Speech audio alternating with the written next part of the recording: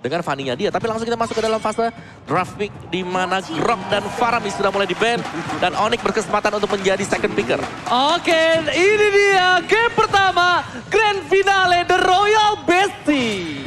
Asik nih, namanya sekarang Royal Bestie nih. Ingat ya teman-teman ya, ini dari playernya JR7 aja udah mengatakan ini Royal Bestie. Ini menandakan persaudaraan mereka juga. Betul. Jadi diharapkan dari super fansnya. Kalau gue tuh udah yakin super fans yang offline nonton di sini, mereka semuanya adem banget. Anteng, mereka semuanya bersaudara, mereka nyanyi-nyanyi, joget-joget. Bareng-bareng di depan. Tapi buat teman-teman yang di kolom komen, yuk kita juga damai, kita bikin, kita coba ramekan hashtag respect di kolom komen. Kita ramekan, kenapa? Karena kita satu komunitas dari Mobile Legends Bang Bang Indonesia. Dan dua tim inilah yang akan mewakili Indonesia nantinya di M4. Oke, kalau gitu kolom komentar ramekan hashtag Royal Bestie.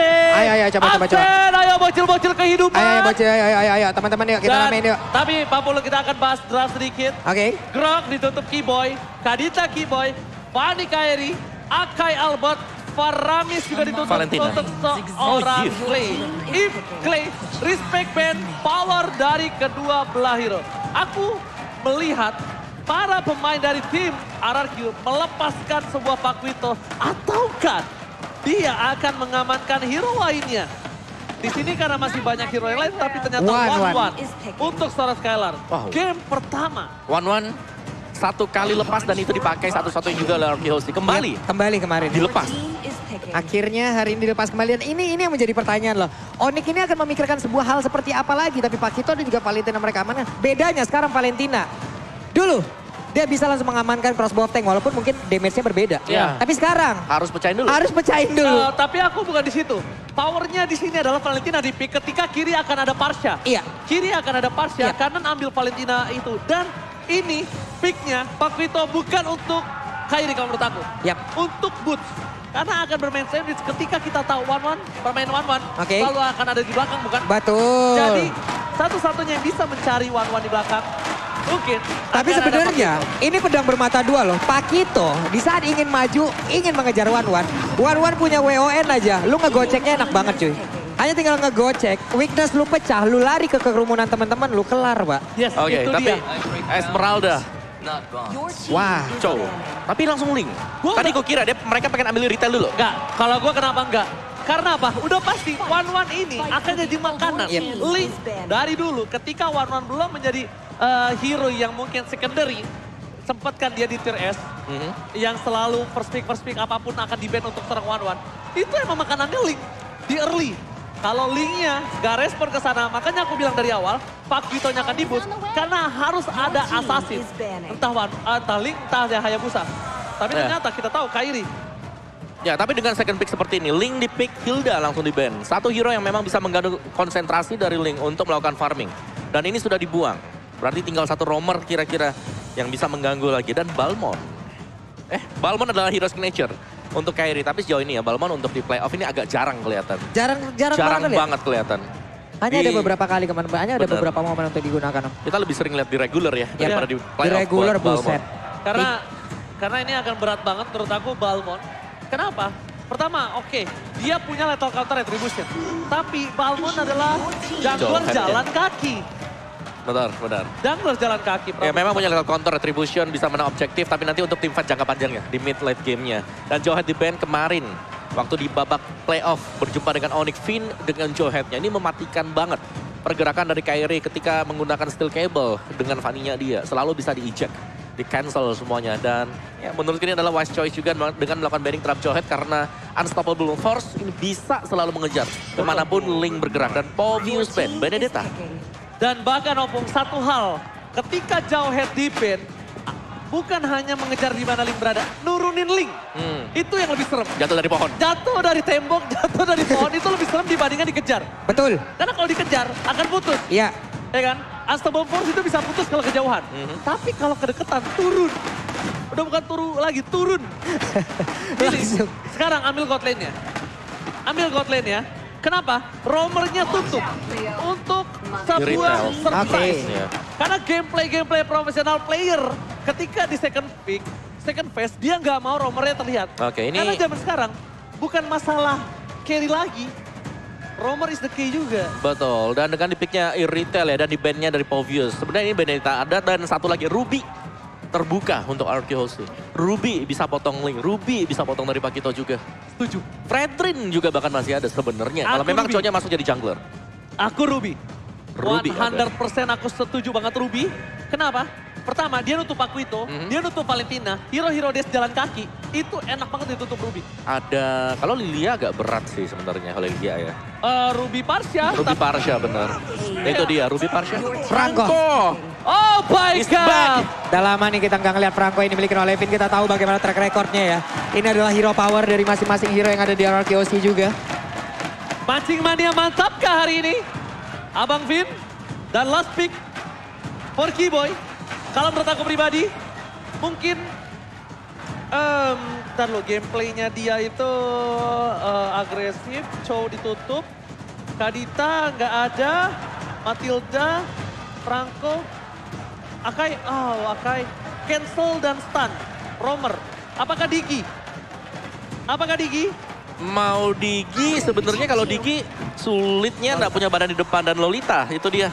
Jawaban untuk 1-1 juga. Kalau untuk Lolita, tapi Lolita di sini bukan tank yang benar-benar tank, karena ada Chow yang mengganggu nanti. Oke, ini dia. 5 draft telah terpilih untuk Onyx, 5 draft untuk RRQOC. Sama-sama mengcounter, sama-sama dengan power mereka. Ingat, mereka bermain di best of 7 series. Mungkin terlihat banyak nyawa di sana karena butuh 4 poin untuk bisa mendapatkannya. Tapi Om Wawa, Papulung, di sini game pertama itu juga menentukan. Menentukan banget. Menentukan banget bagaimana nanti mental boosting yang mereka milikin juga. Sementara itu untuk sekarang, kita mau tes dulu nih, kita mau tes dulu suara ini ya. Kita mau tes dulu suara Kingdom sama Sonic. Oke, yang pertama, Viva! Kurang semangat Viva! RRQ! RRQ! Wah, luar biasa dan Onyx! Onyx pada sore, go! Go! Sekali lagi go! Oke, ini dia. The Royal Derby, MPL Playoff Arena, mana suaranya? Go to the land of down. Ini dia Grand Finale MPL Indonesia season yang ke-10. Oke, dan game pertama pun dimulai. Semuanya terlihat sudah mengisi di role-nya masing-masing, sudah mengisi di lane-nya masing-masing. Lolita lebih mengarah untuk bisa melindungi dulu pergerakan dari god laner yang mereka milikin. Ada game pause terlebih dahulu. Sabar. Oke. Sabar ya. Pantesan kok gue ngadep belakang putih.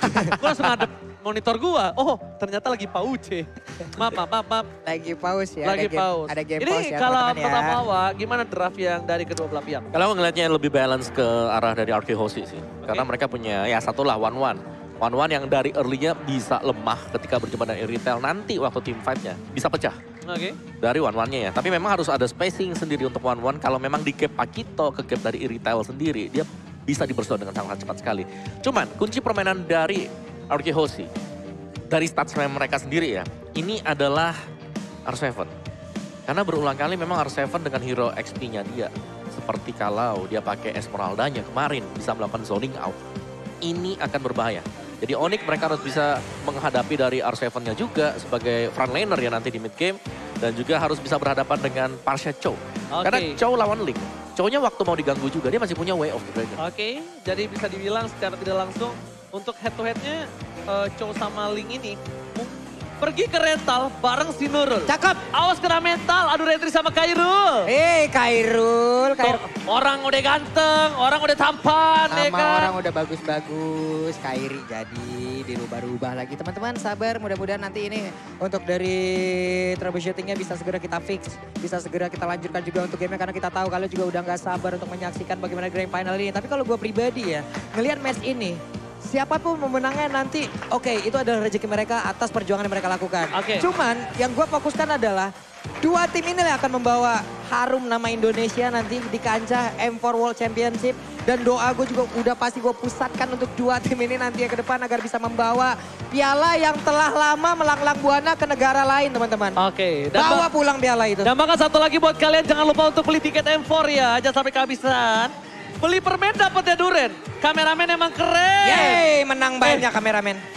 Semangat Ayang Sas. Tapi gue setuju banget loh. Kenapa? Kameramen ini pinter banget loh. Kenapa? Semua ditangkap sama dia. Iya, semua dari yang sedih, yang nangis, yang cakep. Yang seneng. Yang seneng. Cakep-cakep lebih sering ya tolong ya. Lu juga pengen kan tuh banyak Oji keren apa gitu. Gak ada. Masa? Kemarin. Apa? Oji sayang atau I love you Oji laki. Hah? Latif. Latif kan? Latif. Udah pakai kutek tangannya. Gue bilang, wah tangannya kutek nih cewek nih. Pas tengok palanya, ya Latif. Oke ini dia seorang yang datang banget dari nol. Gue sempat ketemu dia juga waktu itu ketika dia berada di sebuah tim juga. Baru masuk bersama dengan Fredo. Dan dia menjadi runner up MPL Indonesia Season 8 ketika dia baru berkarir di RRQ OC. Dia menjadi juara akhirnya di MPL Indonesia Season 9. Dan juga MVP final MPL ID Season 9. Pak Produser sebenarnya saya sudah ngetik, tanya Pak Pulung dari tadi. Tapi prediction saya tidak masuk.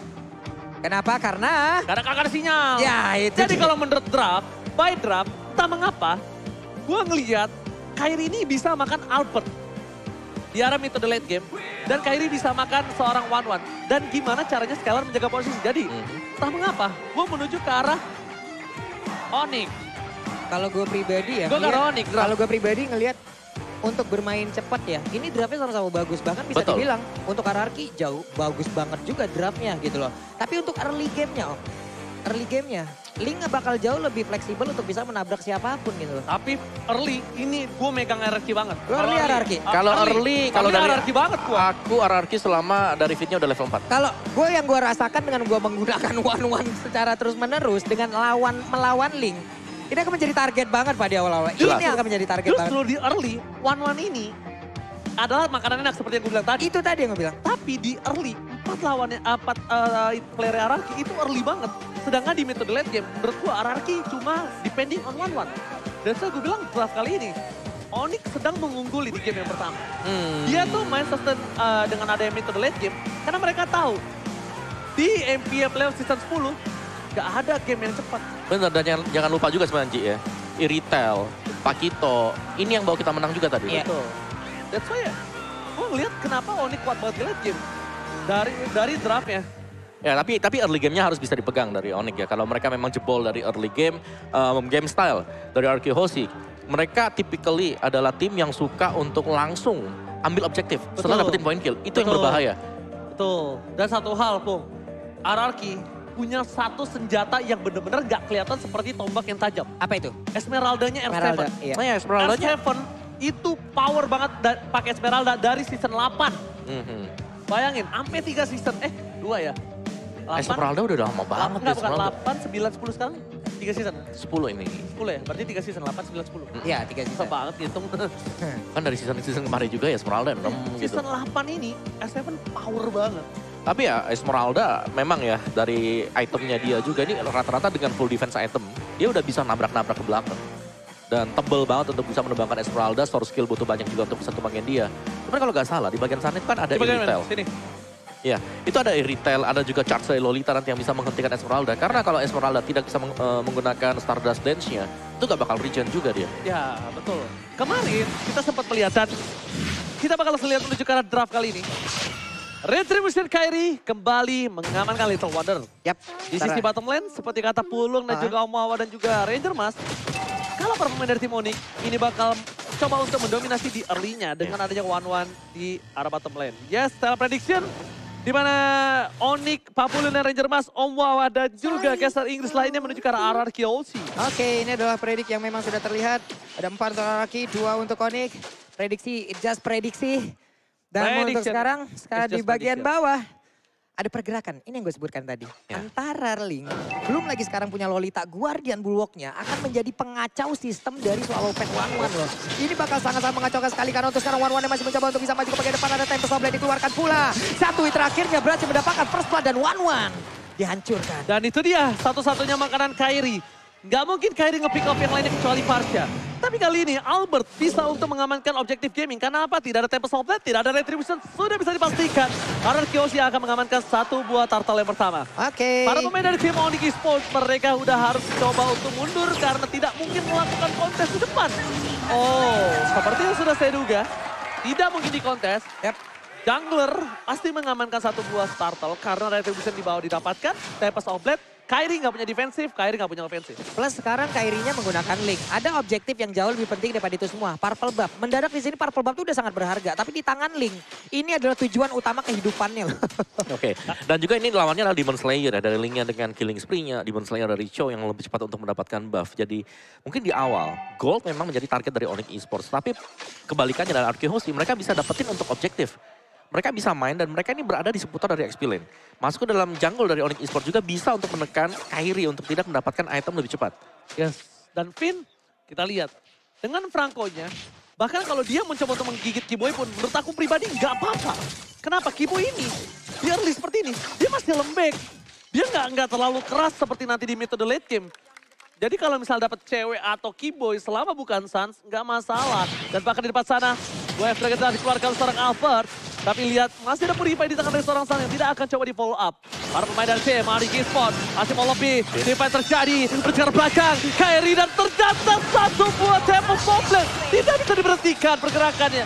Bloody Hand sekalipun. Gak bisa membuat seorang Kairi ditumbangkan karena no source damage. Yap, dan Skylar masih sangat butuh item. One masih sangat butuh item. Menambah mobilitasnya, menambah pergerakannya. Di bawah ada sebuah hal yang dilakukan di mana Parsianya mulai mendekat. Namun tadi satu Bloodhound-nya ini memang digeser terlebih dahulu ya. Belum selesai loh Bloodhound-nya tadi. Betul banget. Dan juga dari One yang kita tahu butuh item ya. Dia item dependent hero. Dan ini selalu di pressure. Onyx Esports mereka mengarah ke One. Dan akhirnya dari Finn ini harus benar-benar mengawal One-nya. Sedangkan pressure yang masuk kalau memang hanya dari Finn, dia itu single target hero juga. Yep. Jadi masih bakal ada lagi untuk follow up yang lain dari hero yang memang bisa meng-outrange Franco-nya. Oke, di arah turtle yang selanjutnya, ini akan menjadi perebutan yang cukup adil kalau dia dapetin satu. 16 telah dibuka, sama dengan Veda ST, mundur ke belakang, Finn akan menjadi makanan, dan bahkan bermain dari tim Onyx Esports, mereka mengamankan 1 poin. Albert masih memiliki 1 buah retribution. Apakah Albert kali ini akan mencoba untuk berani melakukan adu retribution terhadap seorang Kairi? Lihat, langsung ada Farsha kembali, dan di sisi adu retribution dan ternyata Kairo masih mengambil 1 buah retribution. Team fight, Tempest of Blade, tempatkan di sana, One terbang ke angkasa. Skylar membuat 1 poin setidaknya hadiah untuk tim Arkehoshi di turtle yang kedua. Oke, walaupun tadi belum berimpact cukup banyak dan juga untuk dari Albert sendiri agak ragu terlihat untuk maju ya Om ya. Kenapa? Karena dia bisa juga untuk langsung di-copy dari IMU yang dimiliki oleh Valentina. Dia maju dengan 1 Way of Dragon menjauh lagi. Betul. Dari Valentina yang mengamankan 1 Federal Strike. Ya, dan akhirnya dari Arkehoshi mereka harus back off dulu untuk membuat dari One-nya ini bisa dapetin gold lagi. Yap. Setidaknya apapun tadi yang udah mereka lakukan walaupun tidak mendapatkan turtle. Tapi mereka mendapatkan kompensasi nih dengan 1 player. Ya ibaratnya ini sebuah keuntungan walaupun tidak sebanyak keuntungan yang diberikan oleh Grab loh. Sama diskon. 90% Mbak. Oke, tapi Kairi kali ini nggak mendapatkan diskon point kill dari bottom lane. Tapi yang di rumah dapat diskon 90%. Jadi scan di bawah ini sekarang juga nomor ambil sambil order Grab. Tunggu apa lagi? Let's go! Let's go. Dan sekarang di bagian bawah udah ada 1 outer turret yang berhasil dihancurkan kembali keuntungan untuk Onyx Esports. Arkehoshi harus perlahan tapi pasti mereka bisa membalikan keadaan. Namun sekarang buat kalian yang lagi nonton ataupun yang memang sudah datang langsung ke MPL ataupun dari Theater Expo ini, pastikan kalian sudah menggunakan head and shoulder. Mem-wipe up langsung ke arah ketombenya nih Pak. Yes, biar kalian ketemu jodoh di sini ya. Ya, langsung. Iya, udah rambut wangi, badan Rambut wangi. Gak apa-apa, gak tampan, yang penting wangi ya guys ya. Iya. Iya. Jangan kayak gua. Kenapa cuy? Udah wangi, gak tampan, gak apa-apa, tapi Bloody Hand dikeluarkan untuk Albert. Kunjungan di tangan Arkehoshi, tapi nomornya flash. Albert take down, dan bakal lihat suara Kairi mencoba untuk memberikan damage satu kill. Look at triple kill. Skylar mencoba untuk terbang, fokus ke arah belakang. Pedal stay for defensive, tapi cewek nampaknya masih mau lebih. Dan bahkan looking for Maniac. Nia Kairi. Wow, ini dia serangan dari berbagai arah dilakukan oleh pemain Onyx Esports. Federasi Rank memang di pop up dan itu mengarah tadi ke area dari Purple Buff. Tapi pintar cewek dan juga beberapa pemain Onyx lain yang mereka masuk dari mid loh, Om. Ya, dan juga dari Albertnya yang harus terpick off di awal yang membuat mereka gak bisa untuk melakukan satu buah single target lock. The Way of Dragon dikeluarkan untuk berhasil mendapatkan Dibalas. satu. The Way of Dragon dengan Purify Gaming Stars. Respect terhadap seorang Albert. Tidak bisa mengeluarkan satu buah The Way of Dragon. Dan bahkan kita lihat dari segi retribution ya, Albert gak berhasil mendapatkan orange buff maupun Wawa. Yes, masih dengan Clock of Destiny untuk Parsha ya. Jadi masih butuh item lagi Sans. Dia sudah punya Genius One, dia sudah punya Enchanted Talisman. Sedangkan dari marksman-nya masih dengan Corrosion Shard. Belum jadi Demon Hunter Sword. Ini berhadapan dengan Windtalker plus Berserker Fury cewek. Jadi ini udah jadi banget iritelnya. Cewek mau ini nih WON. WON. WON banget dia. Dia tahu dia lawan one-one kalah. Dan kalau bisa kita bilang dari seorang Skylar ini alhamdulillahnya masih mendapatkan menit yang ke-7. Yep. Dia tinggal bawa lagi menit ke-10, 15, 20 dia akan bisa sustain. Dan dari Steel Leg Plate. Ada dua Steel Leg Plate. Fokus ini akan menuju ke arah Blade Armor. Sudah bisa dipastikan untuk seorang dari Skiboy ini ingin sustain. Karena dia tahu ujung tombak Arkeosi itu terpaku oleh 2 player. Bukan Trisula. Tapi cuma 2 ujung tombak. Ini mereka juga harus pintar-pintar untuk melakukan kalkulasi ya. Karena untuk one-one itu bisa aja di counter sekarang Golden Bullock ada. Yeah. Purify juga udah bisa. Belum lagi untuk nanti entah itu Winter Trenchant dan barusan yang kita sebutkan Guardian Bullock. Mengacaukan segala. Swallow Pet gagal. Ini juga gagal dari Iron Hook yang sudah dilemparkan. Oke. Kalau misalnya yang gue lihat ya. Kalau dari seorang Sans ngambil Parsha, ini mau team fight. Dia mau agresif. Dia mau agresif banget. Dia bakal coba memasang team fight, tapi gue nggak tahu team fight-nya akan di mana. Menurut dari waktu yang ada di sini, sebentar lagi team fight itu akan ada di Lord yang pertama. Oke. Kemungkinan besar akan ada team fight besar di sana. Kalau saat ini udah ngambil ke arah Parsha. Tapi kalau ngambil ke arah The Way of Dragon, mereka akan defensif. Biasanya dia akan main defensif di purple-nya dari seorang Kairi. Yeah. Jadi bisa terlihat gameplay apa yang akan terjadi dari Onyx Esports dari apa yang diambil saat. Ya, tapi sebentar waktu ya Onyx Esports mereka sedang agak melakukan tempo lambat. Oke. Linknya masih ada di belakang, masih farming dulu. Dari Boots-nya lah yang melakukan split push yang kita tahu. Nanti masuk ke late game juga Onyx mereka punya power. Mereka bisa memaksimalkan Link. Itemnya jadi. Mereka bisa ada di mana-mana. Keyboy yang dapat Purple Buff. Dengan satu lemparan roket. Dan bahkan all in. Sans akan coba untuk menggigit kembali. Bagi Taurus 91. Skylar memilih untuk mundur. Bermain dari tim Onyx Esports mereka memiliki 6.000 gold difference. Tapi ternyata Sans udah cepet ya. Oh dia tuh mainnya cepet. Dia nggak mau terlihat gameplaynya. Jadi ada Federasi yang dipakai, ada Bloodihan dipakai. Yep. Dia nggak mau megang lama Opung dan juga Bambu. Oke, dan Lordnya pun sekarang tanpa adanya kontes yang begitu berarti. Tadi Flicker udah dikeluarkan pula oleh Lolita ataupun Kiboy itu sendiri. Hanya saja memang tidak kena, cuman IMU di sini bekerja cukup ekstra ya. Iya betul. Menurutku juga dari Vin tadi terlalu cepat ya untuk dia melakukan flicker, Bloodhound. Karena follow up-nya masih terlalu jauh dari belakang. Oke. Tapi itu gameplaynya Vin gak sih? Iya, tapi butuh koordinasi juga sebenarnya. Kalau sendirian, tumbang, akhirnya Lordnya gak ada yang kontes. Dengan adanya Winter, Sans ini akan coba memaksa Skylar terbang ke dia. Nah itu lagi dia tuh. bakal nge-bait. Ini yang tadi gue sebutin. Sekarang godaan untuk one-one tuh banyak banget Pak. Guardian Bullock 1, Winter 1, Purify juga. Solo petnya aja ataupun mereka mencoba untuk bisa mendapatkan minus point. Digagalin bisa juga dengan satu Purify. Jujur ya, gua kalau jadi one-one ini, target utama gua Kairi. Karena cuma Kairi yang datang ke one-one. Ngerti gak? Gua nggak harus ngejar ke depan. Itu pun bisa di-counter. Tempest of Blade Pak. Itu dia. Jadi gimana caranya? Banyak. Enggak, kalau menurut gue Tempest of Blade itu enak triggernya. Lu pack poking damage, Kairi akan dengan cepat melakukan satu buah Tempest of Blade. Tapi gimana caranya? Kairi ini nggak terpick off. Purple Buff sudah diamankan oleh seorang Kairi. Menuju ke arah top lane. Pada aspek for defensive. Clay berada di tengah di poros dari tim Arkeosi. Oh my god, Baci Mania batal! Berhasil mendapatkan Keyboy. Doang Dragon yang bagus. Terbangkan. Lihat. Masuk ke Pro Kairi masih mau lebih. Dan mundur ke arah belakang. Gak bisa menyelamatkan apapun. Dan bahkan R7. Phantom Everybody. Berhasil menghasilkan big line. Walaupun ditumpahkan dari seorang Skylar. Tapi R7 setidaknya membuat Keyboy ditumpahkan. 2 untuk 2. Oke. Ini dia, R7 sudah mulai menunjukkan taringnya. Menit segini adalah area permainan, lahan bermain dari R7 itu sendiri. Satu XP laner terkuat yang ada di scene Indonesia. Yang memang sudah menunjukkan lagi taringnya nih. Oke, damage dulu by Axe, dimana Sans menjadi top damage deal. Ya, dengan area yang dimiliki oleh dia, damage area Kairi juga sudah mulai menyusul di sana, tapi jangan lupakan Arrows Heaven.